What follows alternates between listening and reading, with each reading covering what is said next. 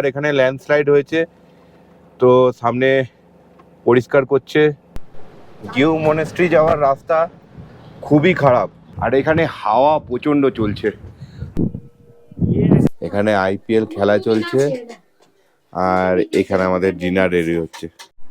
নাকো গ্রাম থেকে বেরিয়ে just 200-300 metre এসছি আমরা, আর এখানে লাঞ্চ করার জন্য দাঁড়িয়ে গেছি। এখানে অনেক ধাবা আছে, এখানে হোমস্টেও আছে। এই যেমন আমরা এখন সোনেম হোমস্টে এখানে দাঁড়িয়েছি, আর এখানেই যে খোস ধাবা আছে সেখানে খাবার জন্য দাঁড়ালাম। আর এদিকেও ধাবা আছে, সামনেও ধাবা আছে, অনেক ধাবা আছে। এখানে লাঞ্চ সেরে নেওয়াটাই ভালো। এরপরে গিউ মনেস্ট্রি গেলে বেশ খানিকটা টাইম লেগে যাবে, 1টা বাজছে দুপুর। তো আমরা এখানেই লাঞ্চটা সেরে নিচ্ছি এখন। লাঞ্চ আমাদের কমপ্লিট। আজকে মোমো আর নুডলস এটাই আমরা লাঞ্চ করলাম। তো এখানে ভেজ ননভেজ দু রকমই পাওয়া যায়। এছাড়াও চাইনিজ ছাড়াও এখানে হচ্ছে ইন্ডিয়ানও আছে। রুটি, রাজমা চাওল আর অন্যান্য সবজি সব কিছুই পাওয়া যায়। আপনাদের ইচ্ছা মতো যে কোনো কিছু এই জায়গা থেকে আপনারা লাঞ্চটা সেরে নিতে পারেন।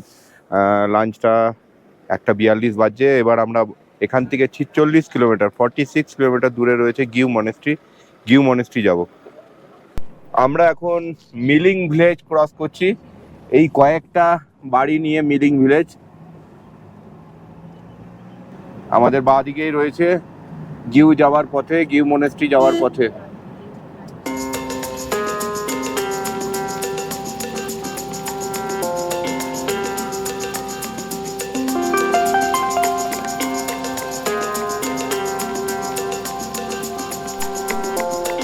আমরা এখন মালিং নালা ক্রস করছি। এটা ল্যান্ডস্লাইড এরিয়া, একদম যে কোনো সময় ল্যান্ডস্লাইড হয়। এখানে কোনো গাড়ি দাঁড়াতে দেয় না। অনেক সময় আর্মিরা এখানে পাহারা দেয়, যে কোনো সময় রাস্তা বন্ধ হয়ে যায়। আবার রাস্তা খোলার জন্য বিভিন্ন সময় এখানে দাঁড়াতে হয় বলতে রাস্তার আগে দাঁড়াতে হয়, মালিং নালা শুরু হওয়ার আগে। আর তারপরে যখন আবার সিগন্যাল দেয়, গ্রিন সিগন্যাল, তারপরে আবার বেরোনো হয়। সব থেকে ডেঞ্জারাস রাস্তা এই জায়গাটা। এই পাহাড়গুলো থেকে যে কোনো সময় ল্যান্ডস্লাইড হয়।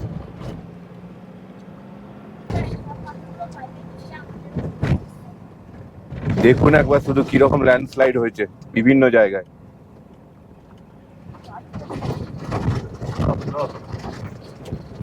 রাস্তাটা দেখুন।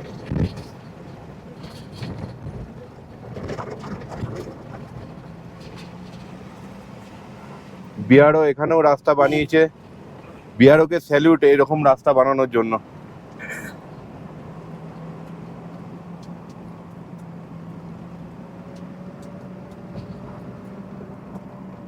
এখানে গ্রিন সিগন্যাল দিয়ে দিয়েছে আমাদের। আমরা এখন এগোচ্ছি। আমরা ক্রস করছি মালিং নালা।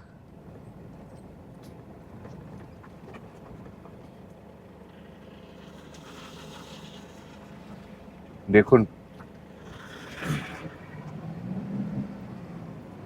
আর উল্টো দিকে যতটা ভয়ানক রাস্তা ততটাই ভয়ানক সিনিক বিউটি।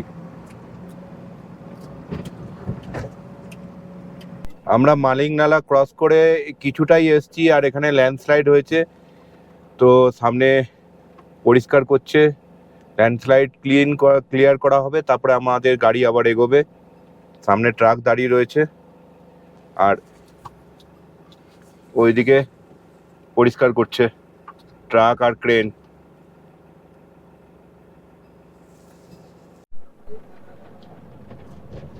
এই দেখুন, রাস্তা পরিষ্কার হলো, তারপরে আমরা এগোচ্ছি এবার।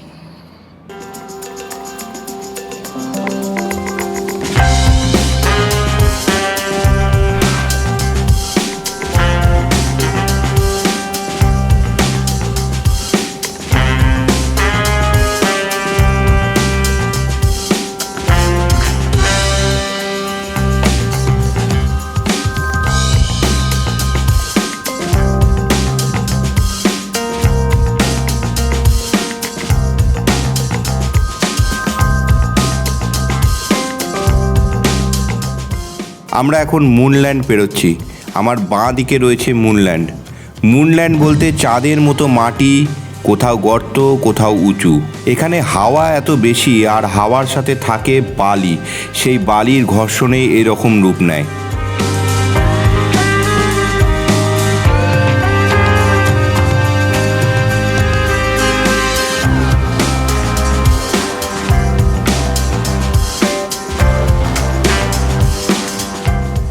চাঙ্গো গ্রাম ছবির মতো সুন্দর, ছোট্ট একটা গ্রাম।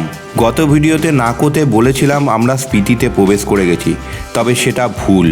আর কিছুক্ষণের মধ্যেই আমরা সান্ধু বর্ডার পার করব, তারপর আমরা অফিসিয়ালি স্পিতি ভ্যালি প্রবেশ করব। আমরা এখন সান্ধু ক্রস করছি।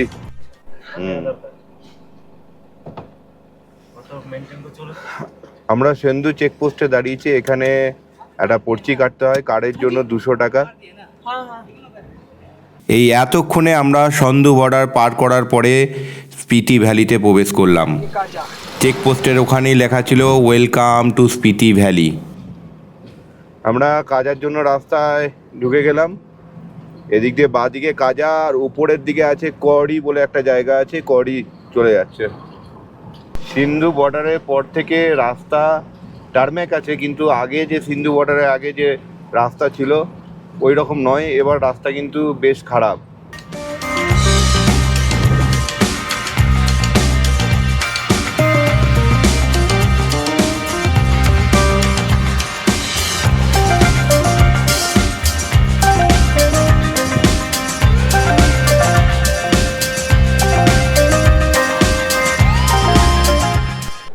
গিউ মনেস্ট্রি যাওয়ার রাস্তা খুবই খারাপ। আমরা প্রায় এসে গেছি গিউ ভিলেজে, আর কিছুক্ষণের অপেক্ষা। গিউ নালার জল একদম কালো।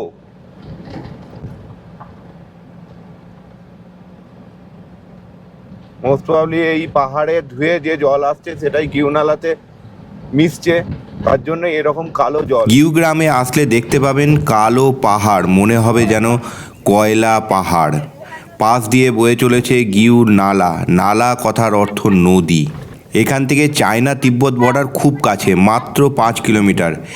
অতিরিক্ত উচ্চতার কারণে স্বাভাবিকভাবে এখানে অক্সিজেনের পরিমাণ খুবই কম, তাই গ্রামবাসীরা বেশি মাত্রায় অক্সিজেন প্রডিউস করতে পারে এরকম গাছ লাগিয়েছে রাস্তার 2 ধারে।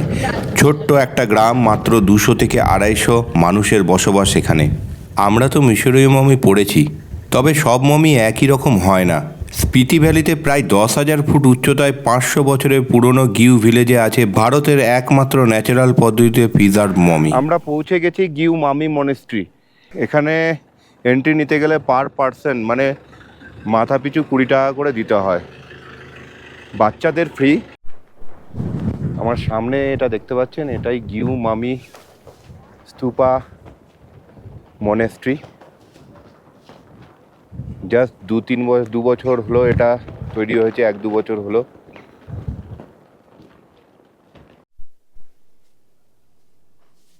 আমরা এখন গিউ মনেস্ট্রি উপরে উঠেছি সিঁড়ি দিয়ে, আর এখানে হাওয়া প্রচণ্ড চলছে, আর সেই হাওয়াটা খুব ঠান্ডা হাওয়া।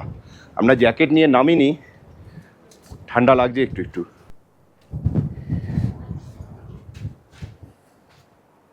আর্মিরা এখানে এসছে মমি দেখতে। এইদিকে হচ্ছে মনেস্ট্রি, আর এইদিকে আছে মামি।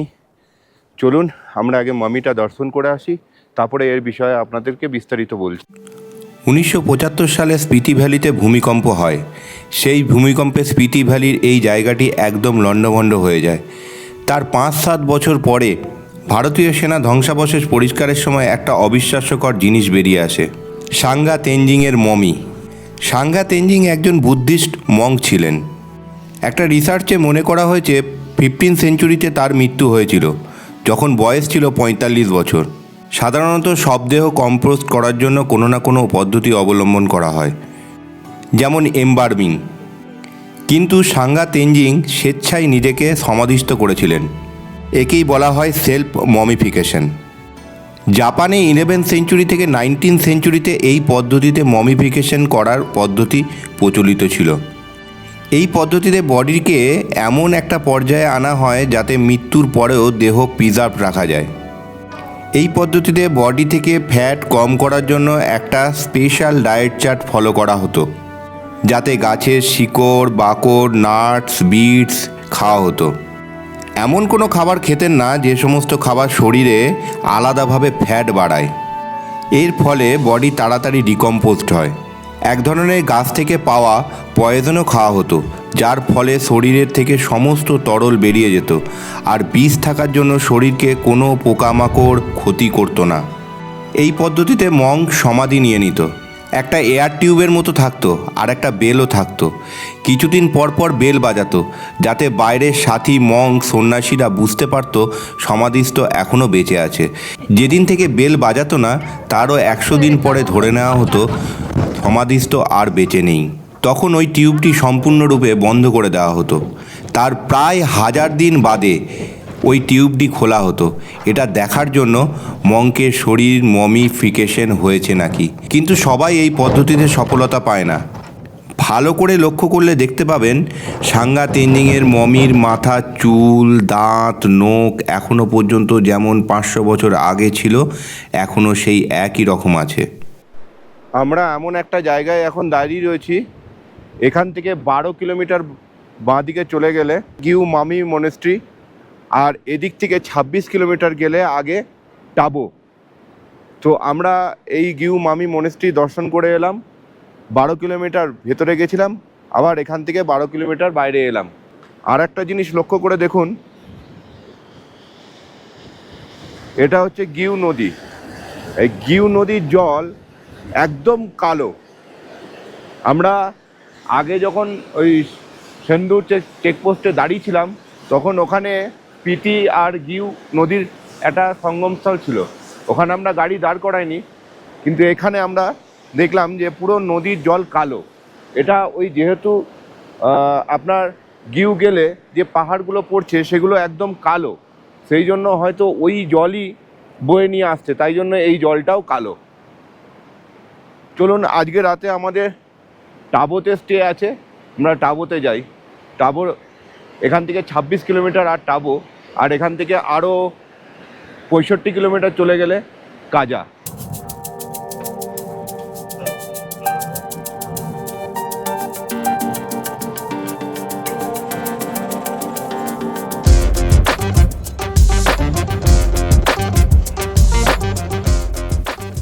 এখন আমরা হুর্লিং হয়ে টাবো যাব।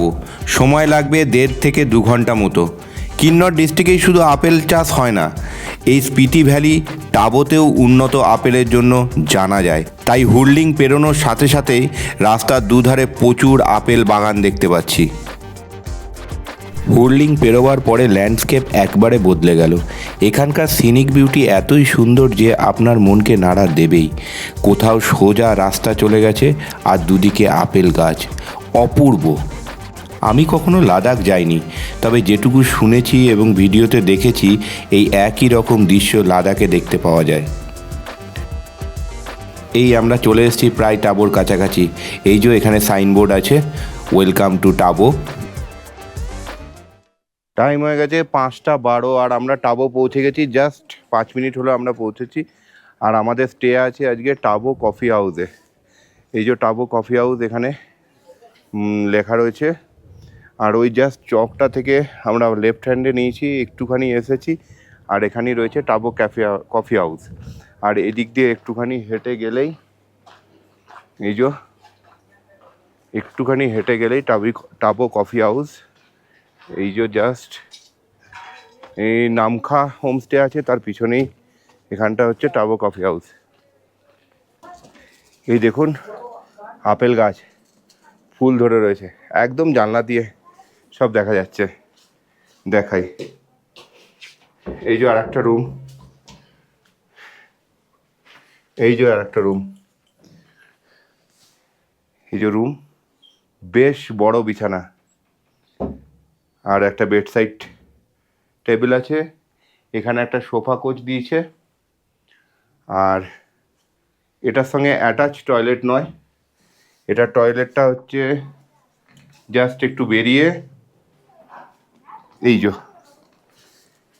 এইখানে হচ্ছে টয়লেট, একটা বিশাল বড় টয়লেট, একটা বেসিন আছে, আয়না, ওখানে গিজার আছে, এখানে ওয়েস্টার্ন টয়লেট। এই হচ্ছে রুম, আর সামনে একটা রুম আছে, ওটা এখন দেখাতে পারলাম না। ওটার সঙ্গে অ্যাটাচ টয়লেট আছে। তো যাই হোক, আমরা একটু ফ্রেশ হয়ে নিই, ফ্রেশ হয়ে তারপরে আবার আপনাদের সঙ্গে দেখা হচ্ছে। এখন বিকেল 6:30। বিকেল কেন বলছি, সন্ধে নয়। সূর্যের আলো যেভাবে রয়েছে বলাই যাবে না যে সন্ধে হয়ে গেছে। ওই দেখুন,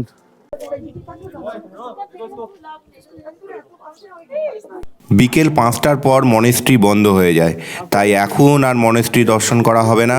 কিন্তু আমরা বাজারটা একটু ঘুরে দেখব টাবোর।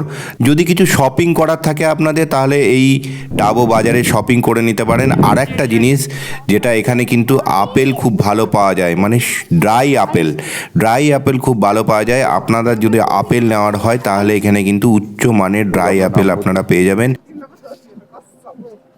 এখন রাত 8:30 বাজছে, আর আমরা ডিনার করতে যাব জাস্ট কিছুক্ষণ আগেই। মানে কি বলবো, 8টার সময় অন্ধকার হয়েছে পুরোপুরিভাবে, আর এখন 8:30 বাজছে, আমরা যাব ডিনার করতে। সুন্দর। আর 2-4 দিন পরেই পূর্ণিমা, 2 দিন পরেই। আর এই ওপরে আমরা ডিনার করতে যাব। চলুন তাহলে ডিনার করতে যাওয়া যাক। আমাদের যে হোমস্টে ওনার আছে, তার ঘরটা দেখুন শুধু, মাড হাউস। আর উপরে এটা কি দেয়া রয়েছে আমি জিজ্ঞেস করে নেবো। আর এটা ইট দিয়ে তৈরি আর গায়ে মাটি দিয়ে লেপা।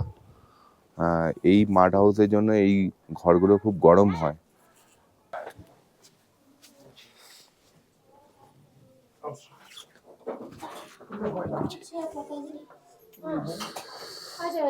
ওকে জি, হ্যালো। ডিনার করা বা জায়গাটা দেখুন, এখানে কিন্তু সব এরকম ভাবেই বসে ডিনার করতে হয়, বাবু হয়ে বসতে হয়, আর এখানে খাবার দেওয়া হয়, এখানেই ডিনারটা করতে হয়। এখানে আইপিএল খেলা চলছে, আর এখানে আমাদের ডিনার রেডি হচ্ছে। আমরা রাতে আজকে মটর পনির আর রুটি এটাই ডিনার করব বলেছি। তো এখন দেখা যাক কি দেয়। बस हमारे यहाँ पे जो मेन वो जो है ना वो एग्रीकल्चर का, एक तो हरा मटर बीजते हैं हम, और दूसरा एप्पल ऑर्चर्ड की खेती होती है ना, और तीसरा ये गेहूं वगैरह लगाते हैं। ডিনার রেডি হচ্ছে, ডাল, আর এখানে মটর পনিরের সবজি, আর এখানে আচার দেওয়া রয়েছে, আর এদিকে চলছে খেলা, আইপিএল খেলা কেকেআর এর সঙ্গে। থ্যাংক ইউর জন্য এখানে থুকজে সে বলে, আর নমস্কার করলে সেটাকে জুলে বলে। আর আমাদের খাবার দিয়েছে এরকম ভাবে, কাঁসার থালায় খাবার দেওয়া। এটা হচ্ছে ডাল, আর এটা হচ্ছে মটর পনির। আর আমি রুটি বলেছি খাবো, তো রুটি আসছে। এই যে রুটি, আর এটাতে ঘি মাখিয়ে নিয়েছি আমি, এবার আমি খাবো। And this is dal और मिक्स वेज। Mix veg. আমি প্রথমে ডাল দিয়ে ট্রাই করছি। और ये हमारा खाना, डिलीशियस खाना टेस्ट करते हुए। ডাল আর রুটি যেটা আছে খুবই টেস্টি, ঘি মাখানোর পরে এটা আরো টেস্টি হয়ে গেছে। আমি এখন তো একটু পনির দিয়ে টেস্ট করছি।